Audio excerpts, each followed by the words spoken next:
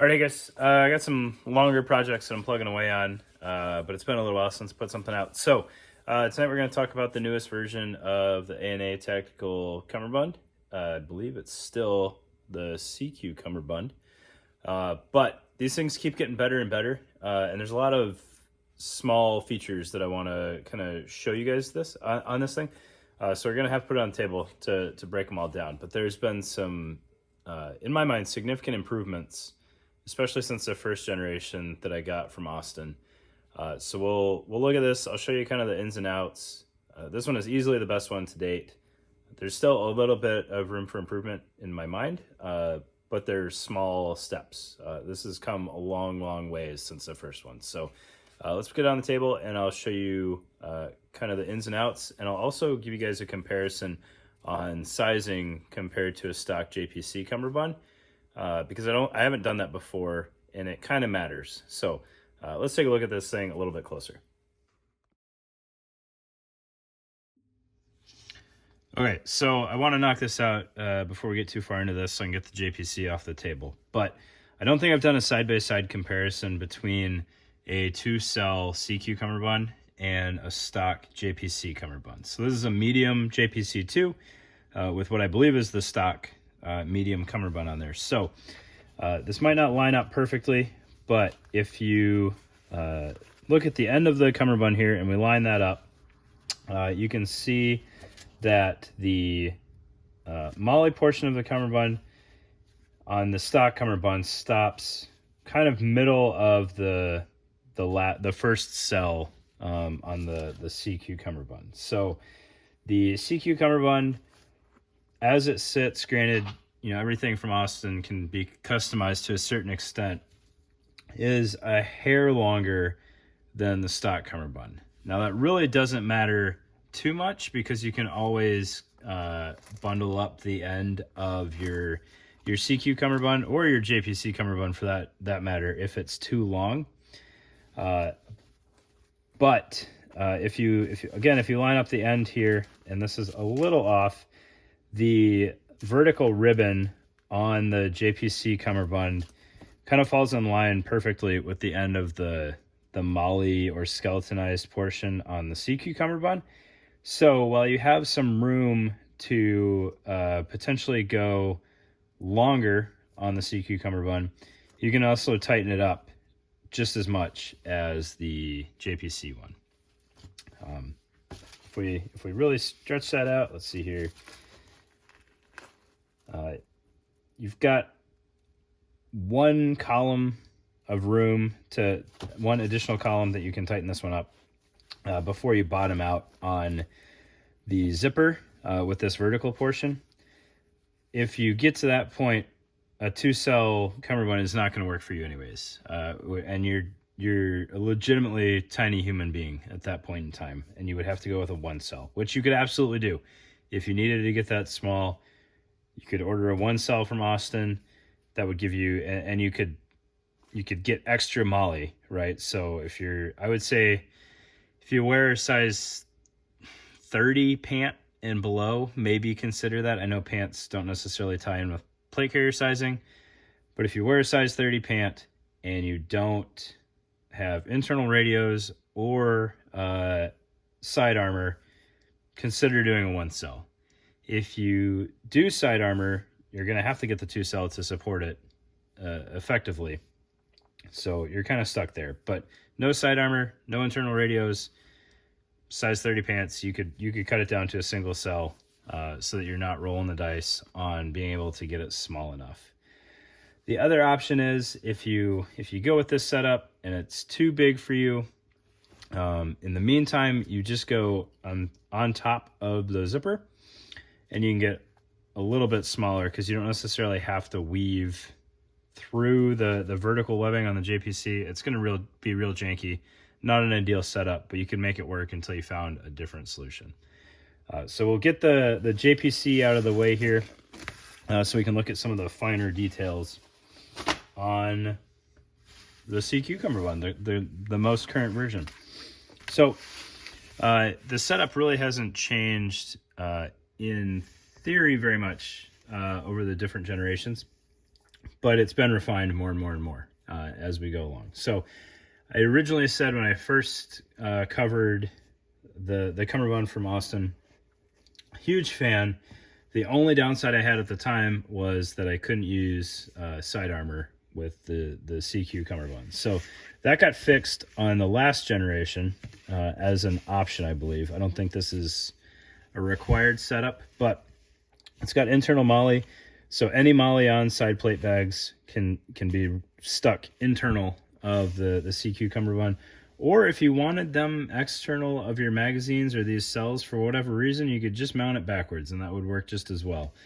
The tubes you might have to reconfigure because the pull tab's set up for side plates internal, but I'm sure you could sort that out with no concern.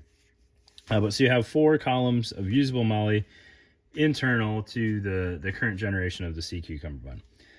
A while back, talking, I think it was public, talking with Blake from Blakewater fame, you're a little bit limited in the location of your side armor with this setup because you have to have your side armor right here. So if you have internal radios, they might be a little bit close to the front plate bag. If you don't have internal radios, there might be a little bit of a gap off the front plate bag. So it just kind of depends on where you want your side plates to sit. I think that you could make do if you had to get this further from the front plate bag. You could stagger your side armor a little bit and figure out a way to offset it one column. It may not be the cleanest setup, but it would work. And I don't think you'd have any issues other than having to do a little bit of arts and crafts, potentially with some zip ties. So your side plates are kind of fixed in position when you're using this setup.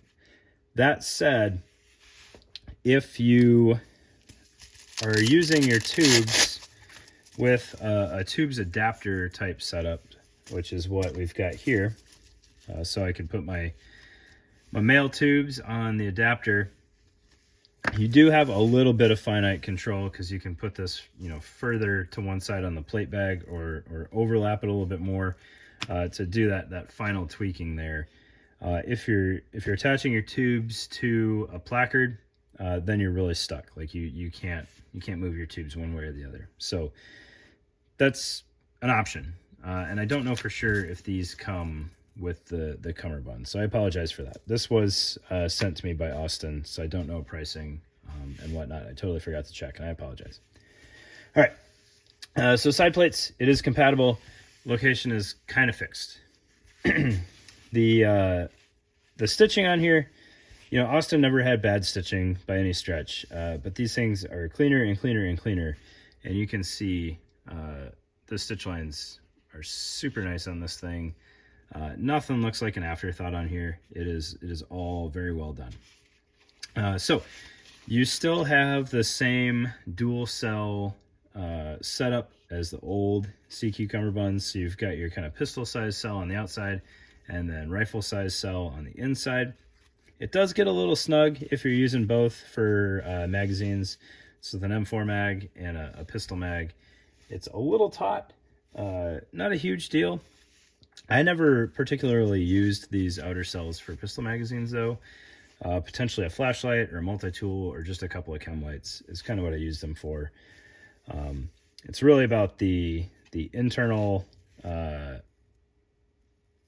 M4 mag pouch or M4 mag sized pouch.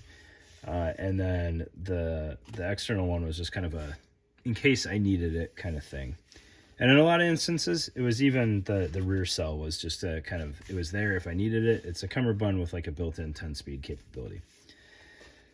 So I can't remember if the last generation had provisions for shock tube routing or shock cord routing. Excuse me. Don't route shock tube through there. That would be silly.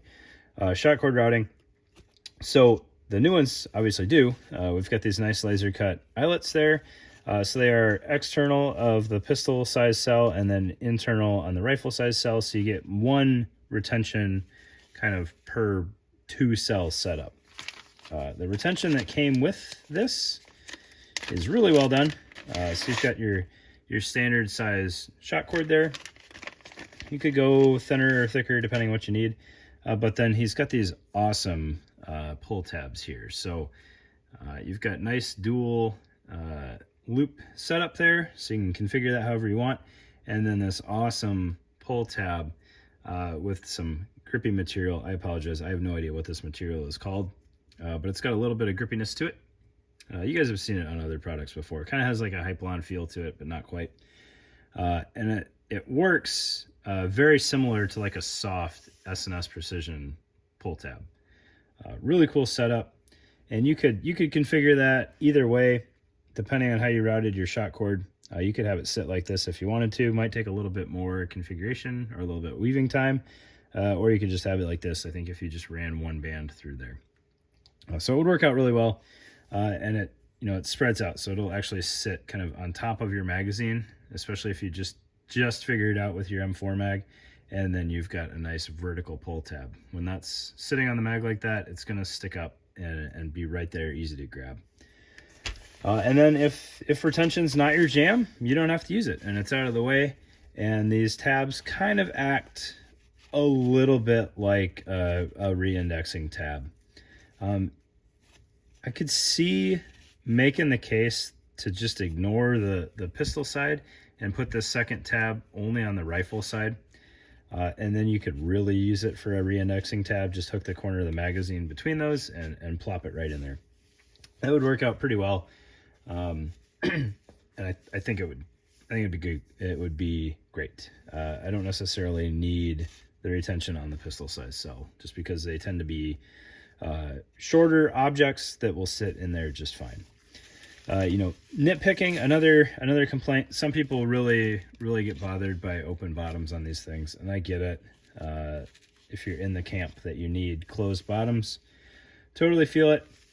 I don't know if Austin could find wider elastic and just sew that across the bottom, but I've had bad results with that, where it's just too much tension on the bottom of the pouch and it ends up kind of pooping out whatever was in there. I've had water bottles do that, and it was not a fun day when it came out.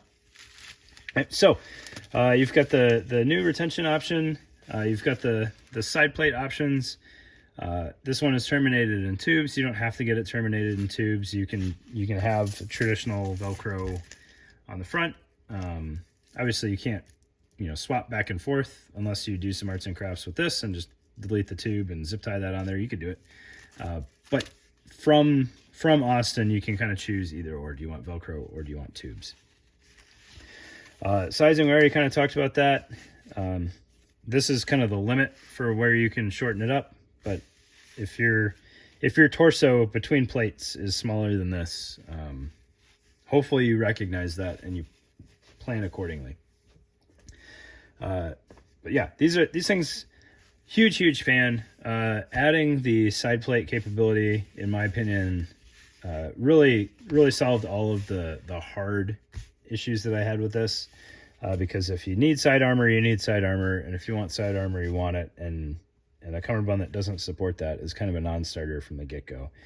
You don't necessarily want to run two cummerbunds just so you can have side armor.